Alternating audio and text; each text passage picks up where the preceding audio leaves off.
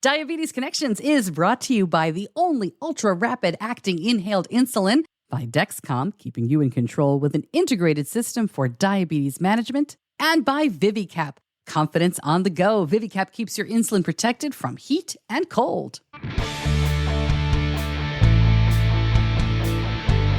This is Diabetes Connections with Stacey Sims. This week, a father and daughter who both live with type 1. Randall and Emma Barker were even diagnosed at the same age. We cover a lot, including a scare when Randall woke up and just couldn't see. The treatment, of course, was to have a surgical procedure, which was done, I think it was scheduled for probably 2 weeks later. And I have to say, those were the longest 2 weeks of just blurry vision and more of just the fear of what if and so forth. The Barkers are here to talk about eye health. We get help from the American Diabetes Association as well. But we also talk about what it's been like for Emma to watch her father live with type 1 and then be diagnosed herself. And Randall shares his own feelings of guilt and pride. This is a good one. This podcast is not intended as medical advice. If you have those kinds of questions, please contact your healthcare provider.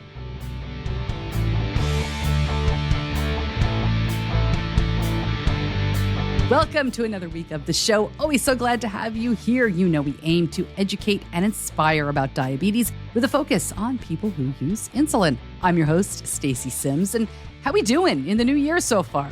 I hope you're taking it easy on yourself in terms of resolutions and new beginnings. You know, we're all just doing the best we can.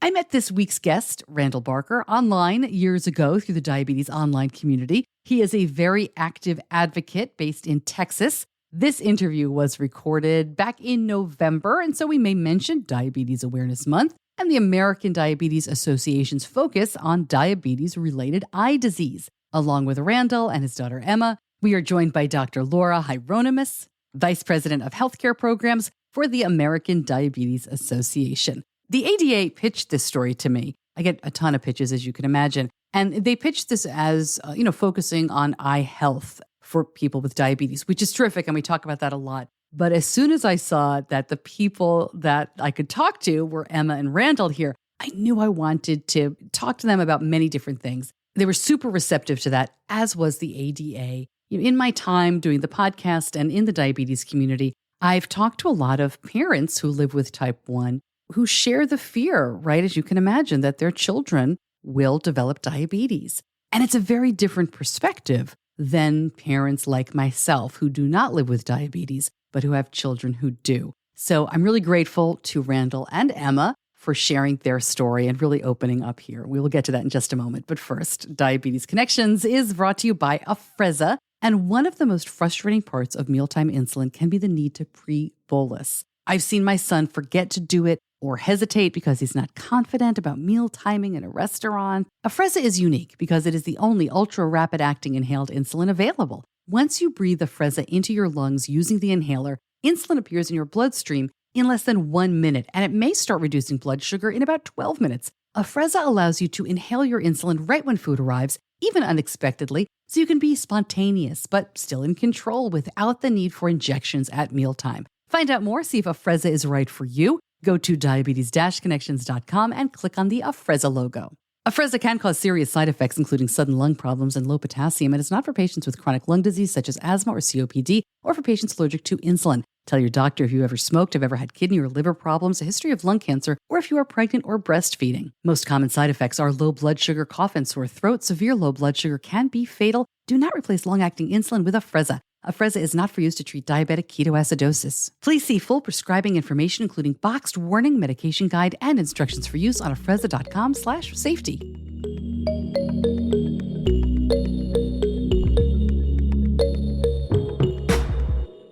Randall and Emma and Laura, thank you so much for joining me tonight. I really appreciate you making the time.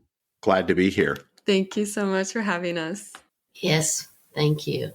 So, Laura, we're going to talk to you a lot about the programs and about what's going on at the ADA. But Randall and Emma, let me start with you. You have an unusual story, not so much that you are a father and daughter with type 1, but in a few coincidences, if I can put it that way. Randall, let me start with you. Can you tell your story? And Emma, feel free to chime in if your dad gets stuff wrong or anything. Of course. So my name is Randall Barker, and I was diagnosed with type 1 diabetes at age 10. What I was saying is that Emma and I, we both had eerie coincidences in our diagnosis, in that we were both diagnosed at age 10. Neither one of us had symptoms, and both of us were caught by random doctor appointments. Me specifically, I was actually caught on a pre-physical to attend a summer camp for Boy Scouts. And they did a check for sugar in the urine. And as we all know, if that's high, that's generally a sign of elevated blood sugars. And so we had it, moved forward to the glucose tolerance test, and everything from there was a diagnosis. And that was the beginning of my type 1 journey. Emma, how were you diagnosed? Also at age 10. Yes, at age 10, kind of like my dad said it, we thought I had the flu or something. It was the time of year where like everyone was getting sick. So I was sick. We went to the doctors and, they ran some tests. And I think like at the end of the doctor's appointment, they were thinking I had like a UTI. So me and my mom were actually leaving, and a doctor or one of the nurses ran up to us and she was like, "Hey, let's do like a urine test real quick, just, make sure everything's okay." So we did that, and, I had sugar in my urine. So then we went from there more into that. Yeah. Randall, when I talk to adults with type 1, parents, this is one of their worst fears. I know it was really 10 years ago now, so you guys have obviously done very well, and I'm sure that you've moved through a lot of emotions, but what was it like for you at the time? It was hard because you have that first thing that popped into my mind was guilt of like, did I miss something where, I would preach those textbook symptoms of diabetes. And, that was the thing was there something I had missed? And it really wasn't. She was just not yet symptomatic. I believe once we did her fasting glucose after that, her A1C really wasn't that elevated, and her blood sugar probably was maybe in the 400s, which, of course is an elevated blood sugar, but it wasn't, kind of like the horror stories of DKA where it's off the charts and hospitalization and so forth. So the first thing was guilt, but that kind of morphed into a little bit of relief because I was thinking to myself, well, I know what she's about to go through. I've had experience with this, and this can just be a hurdle that we can get through and jump over. Emma, I'm curious, as a 10-year-old, as a little girl who had known that her dad had type 1 for all that time, do you remember what you were thinking? In the beginning, I thought it was kind of cool. I was like, yeah, I'm going to be just like dad. But I was kind of shocked, but, kind of like my dad said, I was really relieved I had him to fall back on. And, he's been through this before, so I can always turn to him and be like, hey, I need support. And he'll be right there supporting me. Wow, I love it. All right, well, we are here to talk about many things, but also to talk about eye health. Laura, thanks for joining us. There's so many issues we could be talking about when it comes to Diabetes Awareness Month, and certainly this audience is aware of diabetes all year round. What's the message for people like my audience some of whom have lived with diabetes for, more than 50 years? What do you want them to know right now? Well, I think since the topic this evening is on eye health, we really want people to understand how important it is to have regular eye exams. For diabetes-related eye diseases such as retinopathy, macular edema, glaucoma, and cataracts. Now, it's not inevitable that someone with diabetes is going to get one or more of those eye-related issues. But what's important to understand is that we can prevent those, and we can treat them early on and be very successful in preserving eye health. Diabetes is the leading cause of new cases of blindness in adults aged 18 to 64 years. So we really want to push, if you will, especially this month, in the importance of those regular annual eye examinations, and it should be a comprehensive, dilated eye examination. I think one of the things that may come to mind, when you say it's the leading cause of blindness like that, it's so scary and it seems so devastating. I think a lot of people don't get the exams because they're scared. Can you talk a little bit about how things have gotten better? So we have a number of tools that we use. And first off, I'd just like to say that individuals with type 1 diabetes should have a comprehensive dilated eye exam within 5 years of diagnosis. Individuals with type 2 diabetes, because many times they've already had underlying prediabetes that maybe they weren't aware of, or even had type 2 diabetes for a window of time that they weren't aware of it, the annual or the comprehensive dilated eye exam is recommended at diagnosis or soon after. So that's the first, what we call the baseline exam. And that sort of tells us where that individual is in terms of their eyes. One of the things that I like to counsel patients on, because I have a background in diabetes care and education as a specialist, I like to counsel individuals to say to them, what you want is to go for your eye exam and you want to get good results. But that doesn't mean that you don't go back, because each year or so that you return for your comprehensive dilated eye examination, you're going to get more information. So if you know what it looked like last year and you're back this year, this calendar year, and you know what it looks like, you can really follow what those eyes look like in the back of the eye. You can see if there's any changes. The key to treatment, whether it's laser therapy or we have a new medication called antivascular endothelial growth factor treatment, anti-VEGF for short. And it's almost like a treatment that really preserves the eye. It helps protect the eye when the eye is treated with that medication. So, I'm saying that because you won't know if you need some of that to help prevent more devastating eye disease unless you go and unless you're treated. The treatments can make a world of difference and preserve eye health.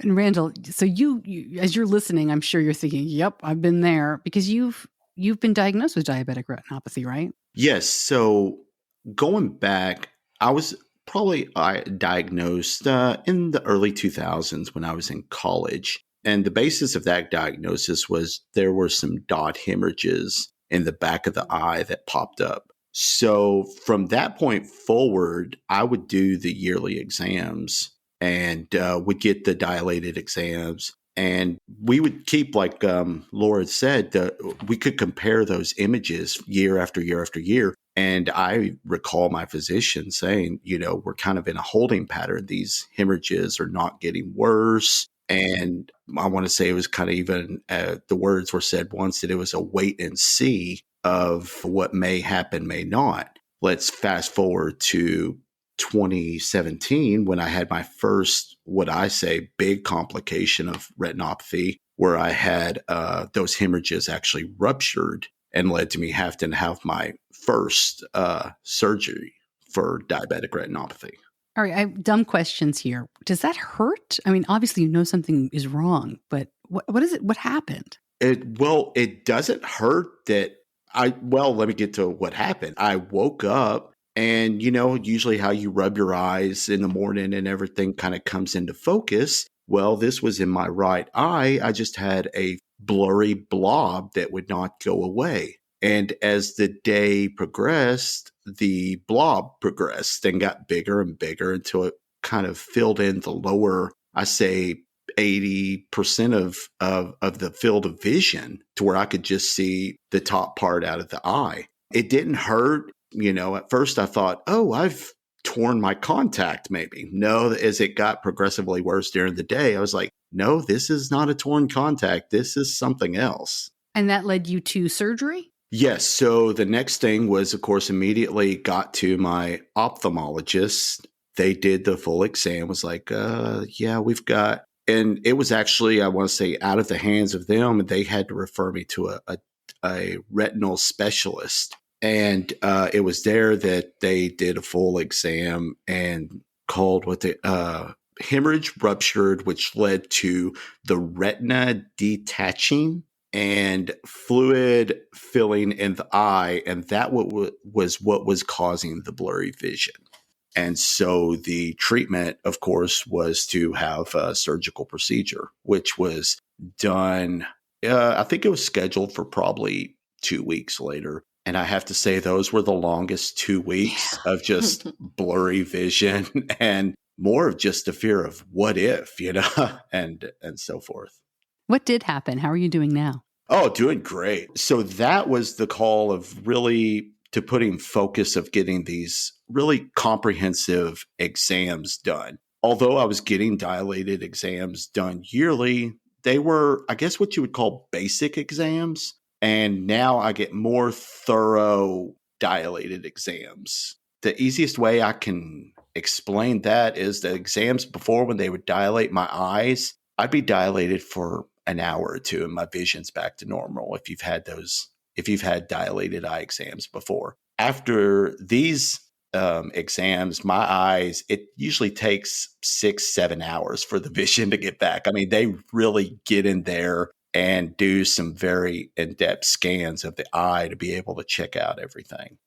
So we had the surgery done. And at the same time, while doing that, we also we did an exam of the left eye as well, which led to more preventative laser treatments, as well as, it kind of makes me wonder if it's the injections and stuff that Laura was touching on. I don't recall the name of them, but I do recall, having eye injections that were more of a preventative measure for my left eye.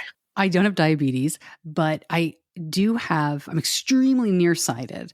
And so some of that puts me at more risk. I don't know if it's just the vision or just the anatomy of my eye for detached retina. And I had a scare when I was pregnant with Benny, of all things. So ever since then, I've had these in-depth eye exams. And yes, they are very different. And I got to tell you, Randall, I get completely stressed out before I do that, because your eye is dilated and they take a lot of pictures. And a lot of it, every year the technology gets better and better. But there's something about our eyes, right? I don't care. You can take my blood pressure all day long. But oh my gosh, when they get so close and they're like, even that, is it the glaucoma test where it's just it's quick. So I guess what I'm asking is, can you give us some reassurance that these in-depth exams and the stress that they bring, they're worth it, right? Oh, they're definitely, because they are stressful, because it's your vision. It's not like another body part where you may have two of them or something of that nature. You have two eyes, but they're not easily replaceable. But yeah, the exams are comprehensive and stressful, but they're not painful. That's not the thing. Yeah, that's true. Yeah. It's just tough to have somebody so close to my eyeball. Yeah. And probably the most stressful part of these, seriously, when they were doing some of the images and they tell you not to blink, and you feel like at that point you have to blink 50 times. and that's probably the most stressful part, is like, don't blink, but don't tell me that. Because see, now can I just hold my eye open, because I'm going to try to blink. Emma, when your dad was going through all of this, I know you're really concerned about him. Any thoughts for what you were going through, right? I imagine part of you was thinking, is this my future? Yeah, I definitely started thinking about how I was, treating myself, like how I was doing with my diabetes, like managing my blood sugars a little bit better, and kind of thinking about, instead of laying something off like, oh, I have a high glucose or whatever, I would get more in action with it, I guess. Yeah. Yeah, that makes sense. I understand what you mean. Laura, Emma, let me ask you a follow-up on that. Were you scared for your dad? Oh, I was terrified. I'm not going to lie. Right back to Emma answering that question. But first, Diabetes Connections is brought to you by Dexcom. And one of the most common questions I get is about helping children become more independent, right? Those transitional times are tricky. Elementary to middle to high school. we're going to face one of these very soon when Betty goes to college. Using the Dexcom really makes a big difference for us. It is not all about share and follow, although that is extremely helpful. But think about how much easier it is for a middle schooler to just look at their Dexcom rather than do 4 to 5 finger sticks at school, or for a second grader to show their care team the number before gym. At one point, when he was little, Benny was up to 10 finger sticks a day. And not having to do that, of course, makes his management a lot easier. It's also a lot easier to spot the trends and use the technology to give your kids more independence. Find out more at diabetes-connections.com and click on the Dexcom logo. Now back to Emma answering my question about how she felt when she knew her father needed eye surgery. Having my dad, he's very, likes to make jokes, look at things on the better side. So he was, laughing through it and had a really good attitude along with it. Now, there were times he was a little sassy, but I would be too if I had to go under 2 eye surgeries. But no, he did pretty good. And it reassured me that everything was going to be okay with him. Had you already been having eye exams? I mean, you're very young. Yes. Yeah. Right. Kind of like when I did get diagnosis, when, I would start seeing that eye doctor at least twice or more a year. So I saw him quite frequently, actually. And I also do wear contacts and glasses, and I have a problem with losing my glasses a lot. So I'm pretty familiar with the eye doctors. They're pretty familiar with me. Laura, let me ask you, you mentioned that in addition to your credentials with the American Diabetes Association, that you are you're not only a diabetes educator, and you're not only an ADCES, you have been the Diabetes Educator of the Year. I'd love to get your take on, what do you talk to your patients about? Because as you've heard all three of us say, eyes are scary. These exams are scary. I get stressed out. What do you talk to your patients about to either reassure them or to make sure that they understand the importance? That's a really good question. I think, we often hear that the eyes are the windows to the world. And so they are very important to us in order to see, to experience, to learn and grow. So they are really important. And I think for an individual, it's good for me as a diabetes care and education specialist, which formerly was called diabetes educator, to really ask, what are your concerns? What do you want to know about eye exams? What's important to you?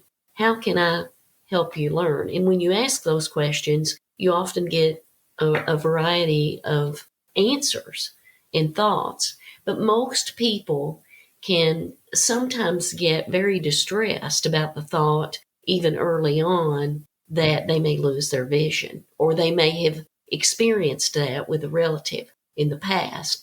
So I think up front, it's really important to walk through, what the eye looks like, how to really improve your chances or lower your risks of developing diabetes-related eye disease. And a number of things that you can do. One is time in target or time in range, optimal time in range, as much as possible for your blood glucose levels. That's key. Blood pressure, as well as lipid or blood fats control or optimal values there. So, really looking at all of that in addition to those regular annual comprehensive dilated eye exams. Really just emphasizing early detection, timely treatment, and that follow-up care can reduce the risk of vision loss from diabetes-related eye disease by 95%. What I was going to ask was, in the research that I've done, it looks like the risk of blindness, the risk of eye issues, has really been reduced over the last 20, 25, 30 years. People with diabetes, they were told, diagnosed years ago that, it was inevitable, and now it's not. Can you speak to that? It's not. I can. And I think it has to do with education, not only for individuals with diabetes, but also for healthcare professionals, helping them understand the importance of working together. So the primary care provider, the endocrinologist, the ophthalmologist, the optometrist, really working to ensure that that patient from a number of different avenues and recommendations gets their eyes checked. And so I think driving that change to reduce the levels of diabetes-related eye disease and really decrease the diabetes burden lives with all of us as a collective group. Randall and Emma, let me put you a little bit on the spot because I appreciate everything you've had to say here about eye health, and it's so important. But while I've got you, your daughter, Randall, is 20, and my son is almost 18. How are you doing with the whole letting go part? Is that something that you've already accomplished? Is this smooth sailing? Any advice for parents like me who are, Benny's a senior in high school. He's about to go to college, most likely definitely out of town, if not out of state. That's hard. That is a hard one, especially when I joke with Emma, who, like you said, is 20, and she still kind of depends on me a lot for helping her with I say simple diabetes things of making sure she's got a supply of supplies, that she has enough Dexcom sensors or enough insulin where she's living. She's off at college and lives, with roommates. And so, that's one of our constant conversations is, hey, how's your supply list going? But yeah, that's a tough one that you have to just almost take that leap of faith that you've raised your child the best as possible and given him or her those tools that they need. Yeah, that's tough though to let go. Emma, what do you say to that? Well, we live in the same city still, so I think I see my dad almost every day, honestly. Nice. So I think it's, pretty easy. I mean, sometimes it is hard. I mean, I do miss my dad sometimes. I mean, he's my dad. So, if I do start missing him, I'll just randomly call him, or he also lives about 20 minutes away. So sometimes I'll just get in the car and go over and bug him a little. But, I think we have a good communication. I feel like we're always talking every day, whether it's about diabetes or what I ate today for school or something like that. So, I feel like we have a good relationship and it's pretty nice. One thing I'll add, a lot of people in our local area and so forth, they'll reach out to me for my experience. And I try not to come off too, I don't know if the word is arrogant about it, but I try to really explain to parents that have those to not be that helicopter parent. You find this not just with diabetes now, but you find this in other conversations that things were different back then versus how they are now. And I think that's kind of one of maybe the negatives of technology is that it almost gives parents a little too much insight to their child's diabetes. And that almost gives a crutch to the child. That where in the old days of when I grew up, back when I was young, 20 years ago, we didn't have those tools of CGMs and Dexcom Follow where I'm following her blood sugar. And so I feel like that puts a crutch on a lot of diabetics, people with diabetes growing up now, children especially, that they maybe become too dependent on those parents or that those parents have a hard time letting go of that little bit of control. And I understand that it's love for the child. They have scary. This diagnosis, but at the same time, it's like they've got to leave and they've got to be adults at some point, if all that makes sense. Oh, it makes perfect sense. We're having a lot of conversation in this house right now. I am leaning towards not following Benny on his Dexcom when he goes to college, but we're trying to figure out what exactly that looks like, especially during that transitional first couple of weeks, making sure that his roommate is cool with everything. Yes. And I think that's a big thing. I think if they have a support system with them, roommates that are at least conscious of how serious this is, then that is a very good conversation that needs to be had. Was that Emma starting to say something? Oh, I was just saying, with my roommates, it's pretty beneficial that, I kind of sat him down and I told him, hey, I have diabetes, and kind of just gave him the spill about everything. And I think, being open with your roommates and the people you're living with about your disease, it really does help a lot because it gives the parents, some sense of a peace of mind and, about letting their child go. So I think just talking to them about it really helps. You guys are doing great. As you start to wrap up here, Laura, was there anything you wanted to say? I know I'm sorry, I keep sidelining you. but I'm getting advice over here from this family. Is there anything that you wanted to say that I didn't bring up?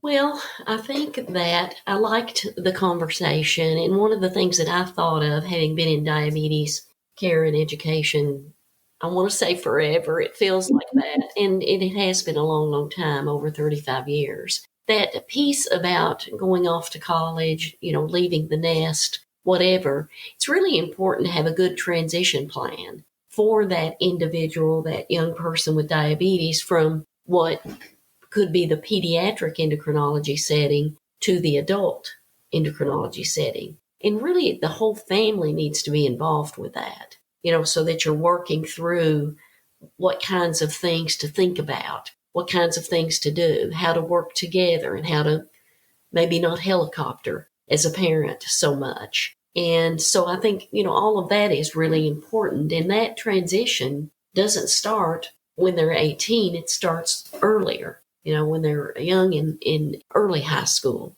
to start thinking about those things and what works best for that young person. So that transition plan is really important. And then keeping up with the pieces and parts of the diabetes care plan, again, including the eye examination and making sure that gets done. And so I think, that's just something that's key and very important. If listeners out there are interested in sort of what's my risk of diabetes-related eye disease, we have a retinopathy risk test online. Very simple. You go online, you just answer the questions, and it gives you sort of an idea and a risk level for retinopathy. Randall and Emma, I will give you the last word. Randall, you said at the very beginning here that when Emma was diagnosed, you did feel some guilt. I think that's totally natural. We can all understand that. But what are you feeling now about her? 10 years later, looking at your daughter, independent, except maybe ordering supplies. How are you feeling these days? Oh, I couldn't be more proud of her and how she has handled her diabetes and her diagnosis. She hasn't been the poster child, but yet she has handled every obstacle that has been thrown her way. And she does go off on her own path.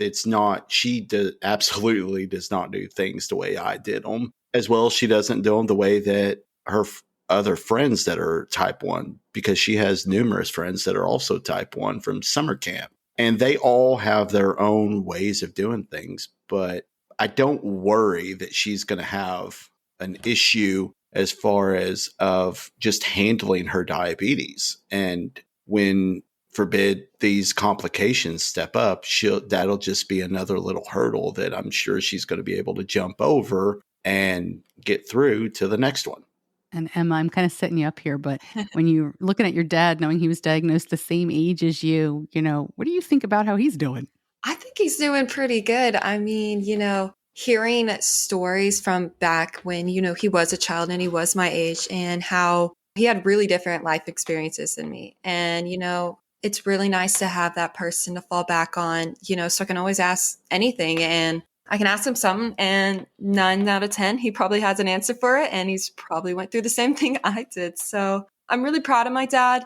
And I really look up to him a lot. He's a huge inspiration for me. He kind of, motivates me to put my diabetes out there, and motivates me to do better and take better care of myself as well. Well, Randall, you and I have known each other on social media for years. It's so nice to finally talk to you. Thank you so much for coming on the show, for bringing Emma along. And Laura, thank you so much for sharing such valuable information. I appreciate everybody just having such a great conversation. Thank you. Yeah, absolutely. Again, you've said we've known each other from social media and conferences and stuff. And so, yeah, absolutely enjoy doing this podcast with you. Absolutely. And thank you for having me. Oh my gosh, I forgot I met you in person. I'm such an idiot. Yeah, we met at Friends for Life. Yep. Oh, I have no brain anymore.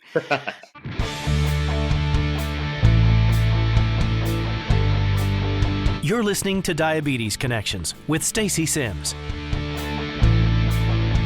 I can't believe I forgot I met Randall. Oh, I remembered right when he said something, but still, it doesn't make me look that good. But I left it in anyway. It's real reactions and that sort of thing. More information about Randall's story, Emma's story, and eye health from the American Diabetes Association, go to diabetes-connections.com and click on the episode homepage, or just check the links in whatever podcast app you use to listen.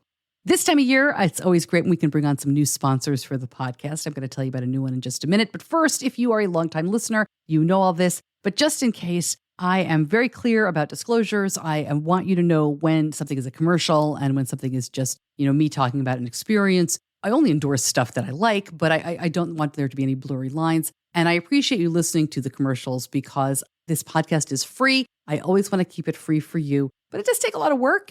And I want to keep bringing you a quality product. So with all of that said, this is one of those products that we used, we loved, and then they came on board as a sponsor. And that is TempraMed. They make the ViviCap insulin pen protection. This is a great product to keep your insulin protected from heat and cold. When Benny went to Israel in the summer of 2021, we were really concerned about keeping his insulin cool in the desert. It would have been above 100 degrees for several days. He's schlepping stuff around in his backpack. We've used other products before. Some of them work really well, but they all work for different circumstances. And I needed something that a 16-year-old wouldn't have to think about, frankly. He wouldn't have to do anything to refill it or recharge it or whatever. So the ViviCap fits all pens. It actually lasts for years. It looks like a little case. It's super easy. You take the regular cap off the pen, you stick the ViviCap pen cap on it, and you activate it, and that is it. It keeps your insulin at room temperature. I've got a coupon code. I will put that in the show notes. It's also on the website.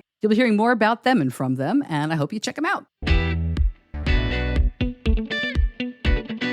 A reminder of our new schedule this year. In 2023, we will continue with our weekly Tuesday long format episodes, just like this one, every week on Tuesday. And the In the News episodes, those are going to be every other week. So the next In the News episode will be on Friday, January 20th. This is all about just time management for me. The In the News episodes have been really popular, but I think every other week is the right schedule for them. If something breaking happens, FDA approvals, that sort of thing, please follow me on social media. The Diabetes Connections Facebook group. I'm still on Twitter. I'm also on Post, and I'm on Instagram. I'm not on TikTok. I am on LinkedIn as well. I'm trying to post there more in 2023.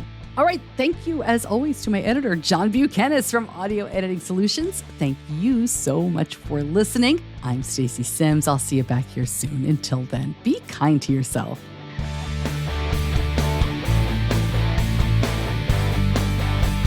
Diabetes Connections is a production of Stacey Sims Media. All rights reserved, all wrongs avenged.